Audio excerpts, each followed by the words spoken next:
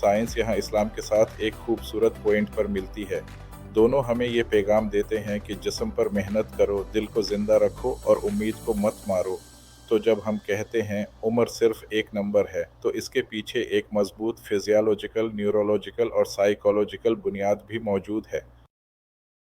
अब बात करते हैं उस जहरीले जुमले की जो अक्सर लोग हर दूसरे तीसरे दिन दोहराते रहते हैं, अब मैं बूढ़ा हो गया हूँ, अब मैं क्या करूँगा। ये जुमला बज़ाहिर सादा होता है, मगर अंदर से ये एक सेल्फ फुलफिलिंग प्रोफेसी बन जाता है। यानी आप खुद अपने आप को प्रोग्रामिंग दे रहे होते हैं कि तुम खत्म हो, तुम्हारी बारी गुजर गई, तुमसे कुछ नहीं हो सकता। जिस्म आपके जहन के पीछे चलता है। जब दिमाग रोज़ाना ये सिग्नल भेजता है कि तुम खत्म हो चुके हो, तो जिस्म भी आहिस्ता आहिस्ता सरेंडर करने लगता है। जब आप खुद से ये कहते हैं, मैं सीखने के काबिल नहीं, मैं थक चुका हूँ, मैं बड़ा हूँ, नए ज़माने की चीज़ें मेरे बस की बात नहीं, तो आपका दिमाग नए न्यूरॉन्स बनाने, नई कनेक्शंस बनाने और नई स्किल्स सीखने का हौसला खो देता है। रूहानी सतह पर भी यही बात है।